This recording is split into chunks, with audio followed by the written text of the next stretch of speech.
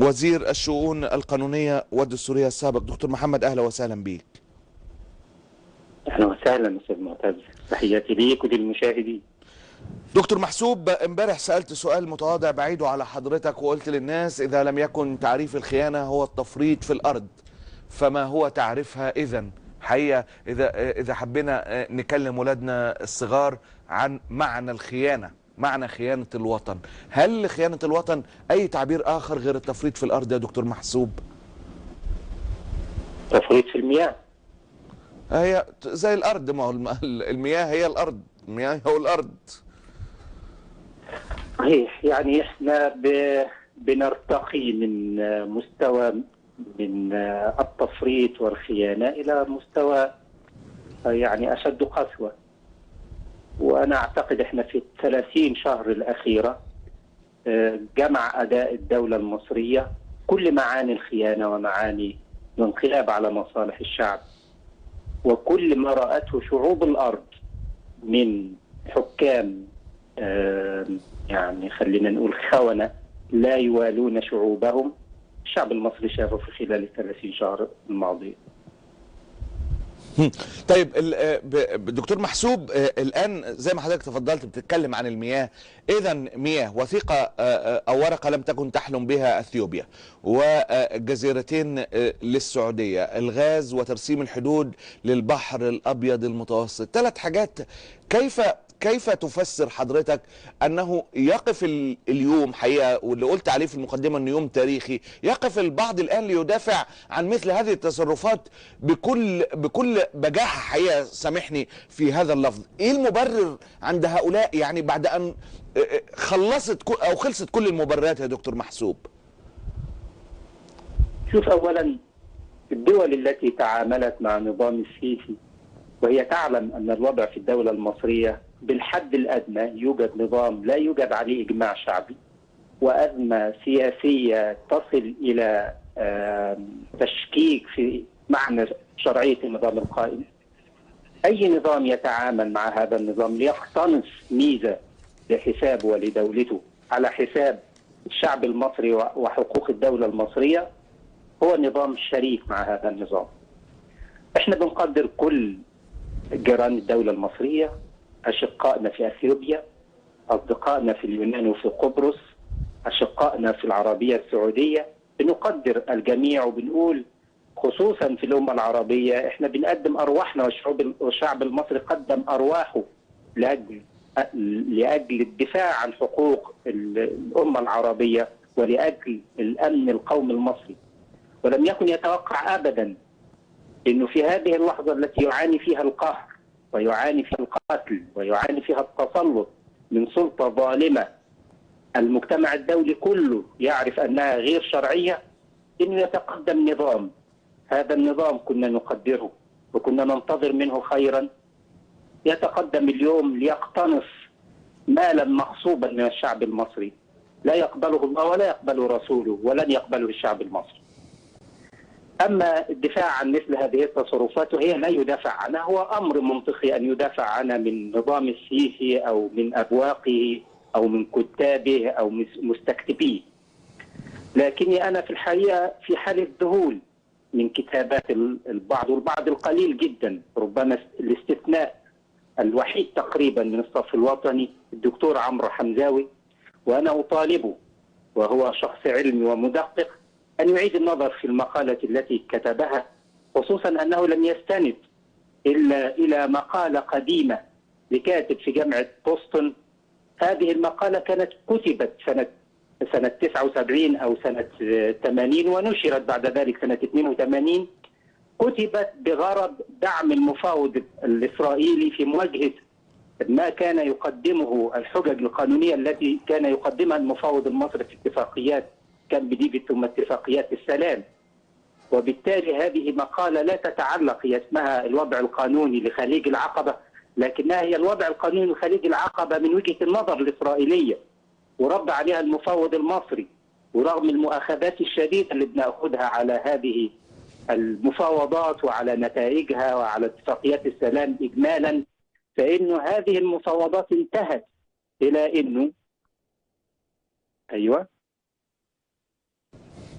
دكتور محسوب سامعني؟ ايوه كده سامع حضرتك. جميل. اكمل.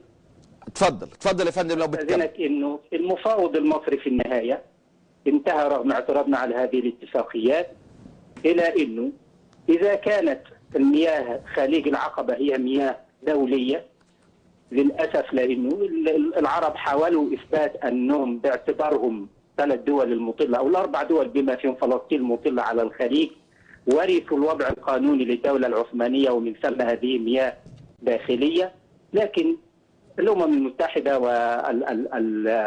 والمجتمع الدولي دفع واثبت والزمنا بانها مياه دوليه، اوكي.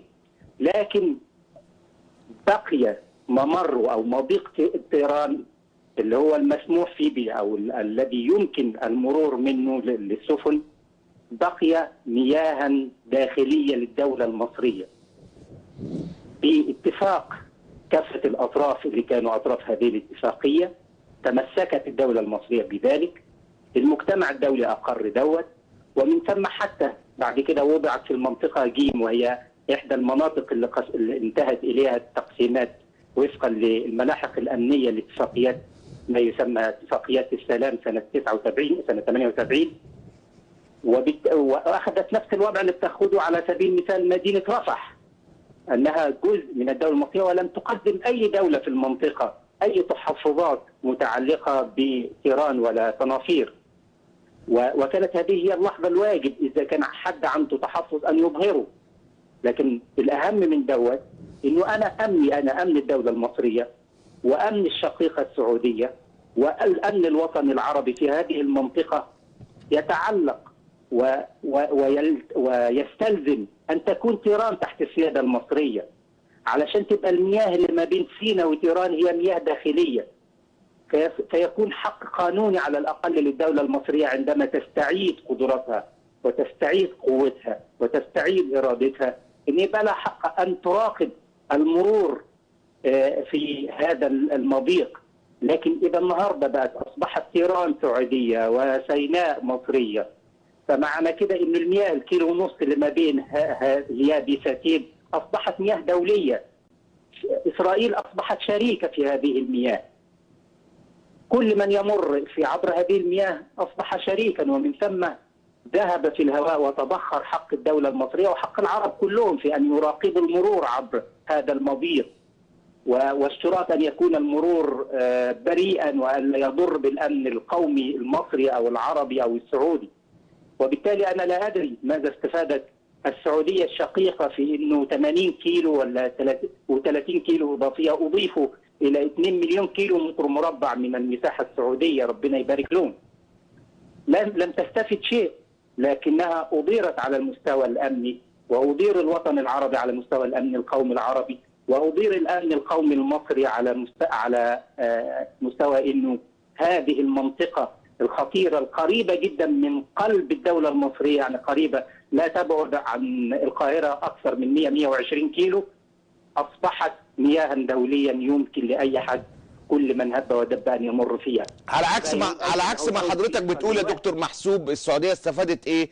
وزير الخارجيه السعودي منذ قليل من اقل من ساعتين طلع وقال انا مستغرب الناس اللي معترضه على ايه؟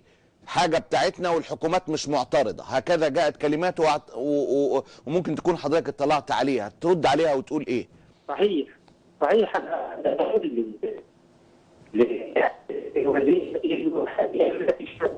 السلطة المصري لا يجيز لأي سلطة بالتالي حتى هذا الدستور الانقلابي اللي شوه الدستور الشرعي لا يجيز التنازل على أي من إقليم الدولة المصرية، وبالتالي هذا جزء من إقليم الدولة المصرية لا يجوز التنازل عنه. ثم أنا أدعو أن نفكر بمنطق قومي وليس بمنطق إقليمي، مش في حروب الدول الأناضول في بداية العصر الحديث في أوروبا. إحنا أمة واحدة، هذه الأمة الواحدة هي مشتركة في الأمن، في حاجة اسمها أمن قومي. أنا بسأل بكل بساطة ماذا استفادت الدولة السعودية ب 80 كيلو دول؟ لم تستفد شيء، وإنما ماذا خسر الأمن القومي العربي؟ خسر كل شيء. هذه المنطقة أصبحت منطقة دولية، يعني أصبحت خارج زمام الأمن القومي الوطني، الأمن القومي العربي الآن. وبالتالي هذا ما خسره العرب، فماذا كسبت السعوديه؟ ده شيء مهم جدا. وانا امبارح يا دكتور محسوب قلت حضرتك بعد ان اكدنا بانفجراف تاريخي كل اللي حضرتك قلت عليه من ملكيه مصر لهاتين الجزيرتين، قلت ان حتى لو كلام دكتور عمرو حمزاوي، حتى لو كلام السعوديه صحيح وهو ليس بصحيح اطلاقا، فان التوقيت هو مشكلتنا الحقيقيه في هذه الحكايه، ان السعوديه تأخذ هذه الجزر في واحدة من أضعف لحظات هذا الوطن ومن أحقر من استولى على السلطة فيه وأكثر لحظاته ضعفا.